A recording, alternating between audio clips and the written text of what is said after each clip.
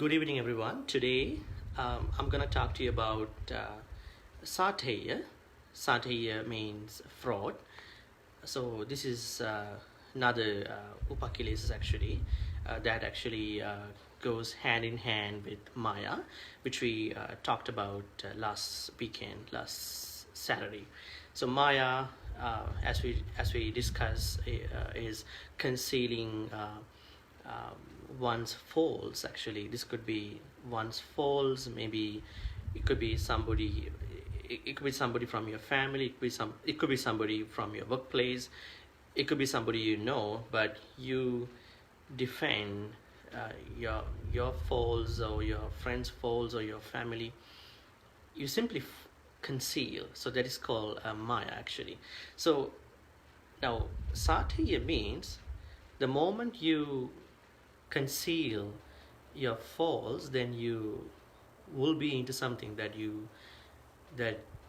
that you may fabricate. You may show um, different bunch of you know actions or whatever things to other people. So that is satya.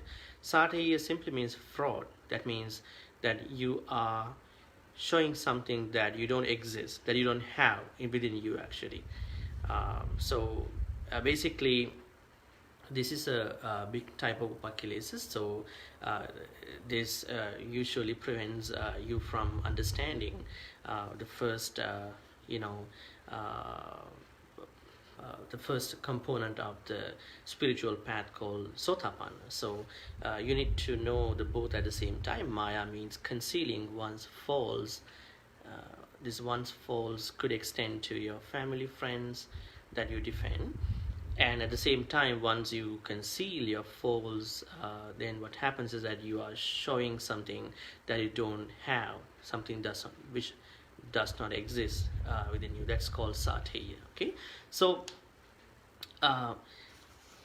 what usually happens is that uh, there is a lobha, a greed, or which you call attachment, that happens even with these defilements. Like every defilement has the nature of attachment. For example, now if I have jealousy, then I attach to jealousy. If I have another type of defilement, for example, I would say if I have intoxication, which you call mother, then I attach to that mother, right? Intoxication. So that means all the defilements associate attachment, right? That's why Buddha used the word called tanha, right? So tanha has all the attachments to all the upakilesis. So satya, Maya and satya, which go hand in hand, has also attachment. Somebody usually develops an attachment when that person has these two. So that attachment is something that takes that person in the long run, getting corrupted with these two, which you call concealing one's faults, one's family friends faults, and at the same time showing something that is not existing within you to other people. Okay, so now how can we see when someone is into fraud or satya? Now we know there are people who actually show that they are very moral, but in reality they are not moral actually, right? Sometimes some people, they show that they are very educated, but in reality they are not. Sometimes some people show that they are very wealthy, but in reality they are not really wealthy. Sometimes people can show that they are very healthy, but in reality they are not healthy, right? So behind all these type of fraud, that you show things to other people that you don't have, could have some reasons why you doing this thing to other people. Perhaps you don't have integrity, which you call uju in the Karaniyamita Sutta. Like perhaps you might remember in the Karaniyamita Sutta, one of the very famous sutras that we recite and chant in the Buddhist traditions, Buddha says, in addition to the practice of 10 kusala activities, one has to simultaneously develop or cultivate a bunch of character-based virtues. For example, sakko, ujucha, sujucha, suachu, anatimani. Like, this is a bunch of bunch of virtues that everybody of us to us have to inculcate, cultivate it within us. Now, in that list, the second one, which you call uju, and the third one, suju, these really relate to moral uprightness, which you call sakko uju. Uju means like we should have a moral uprightness about our virtues, actually, or our morality. At the same time, ujuja sujuja means perfectly upright, perfectly upright. That means integrity. Now, when someone loses one's integrity, then that person is into fraud, which is called theyya. Okay, so that's something that we can understand why some people are into fraud or theyya. And then we could look into the techniques of how we can deal with fraud, which you call theyya, and how we can deal with the people who have fraud. Okay, so these are two things to consider.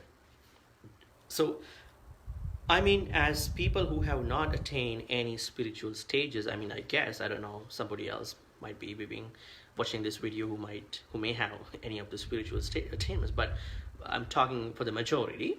So, like, for example, like for normal folks like us, those who don't have, those who have not achieved any single spiritual attainments, we usually have to think that we may perhaps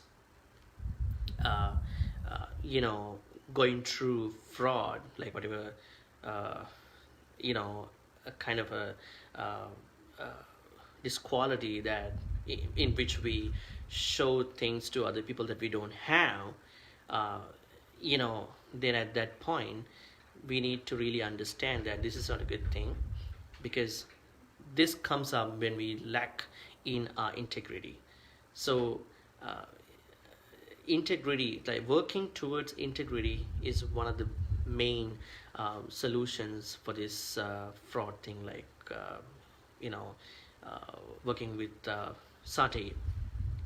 Now, the thing is that we need to find out how we can be integral with our activities, with our life, with our studies, with our work life, with our people around us, right? So, as I mentioned to you last week, this theory of perfection, competition, and other bunch of socially,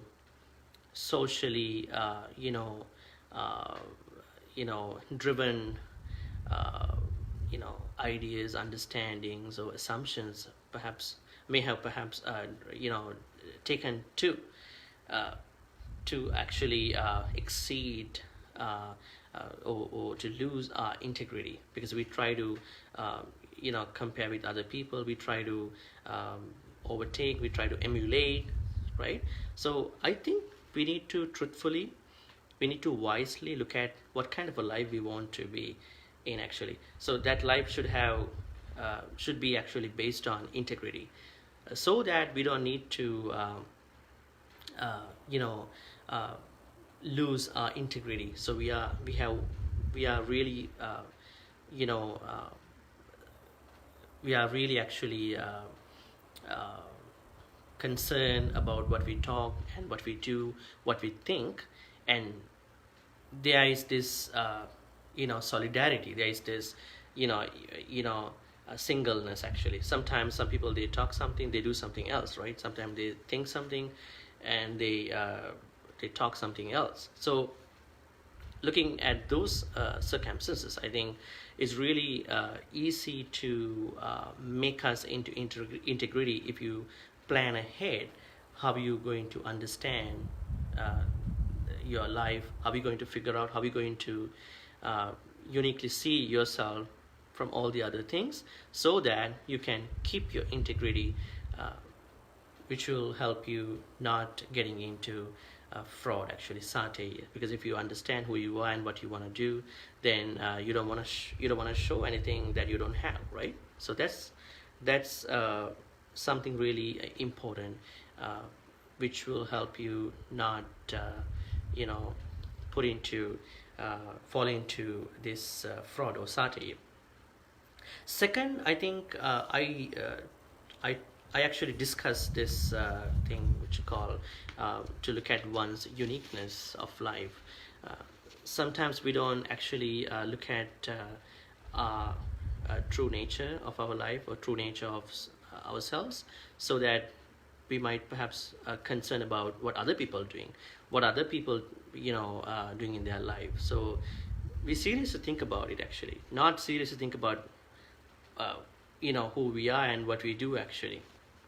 So, like, if you can do a SWOT analysis, like in the management, you look at your strengths, you look at your weaknesses, you look at your opportunities, you look at your threats. So that's also a really good way of looking at or considering your uniqueness. So that will also help you not to you know show a different picture that you don't have, right? So first, you're going to be truthful, you're going to plan ahead your life and everything related to your life, so that you are truthful, and you're going to develop integrity in your life. Second, you're going to see the uniqueness of your life, so that you are specifically working on yourself, such as like using a concept like in management, like SWOT analysis. Like, that's a simple thing, though it is supposed to be used in management.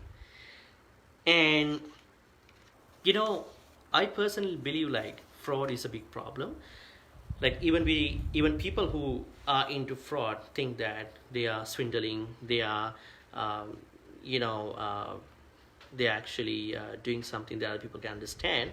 But I think what they do is that they are swindling, they are actually doing such bad things to them first. Because if you karmically, you can't get away from any fraud, right? So then if you think that you can swindle somebody else, I think the moment you think that you can swindle, that you swindle yourself too, right? So karmically, you can run away from fraud, swindling stuff. So if you feel that you haven't swindled anybody, you haven't done any fraud to anybody else or anyone, so that's a good feeling, actually, to spend your rest of your life. So try to maintain positive relationships. So in that process, you really need you really need to maintain your moral conscience, so that you don't think that you need to swindle anybody. Because the moment you swindle anybody, then you swindle yourself too. So once again, I want to recap what I was talking today. I talked about Maya last week. Maya means concealing one's faults. Now, one's faults also means that you conceal your faults and your other things of your friends, families, that you always defend. So once someone conceals those faults, then what happens? That person has to show a different picture, right? So that different picture, which one does not have, which the people that you referring to do not have, is called satya, or fraud. So then these two go hand in hand, so be careful.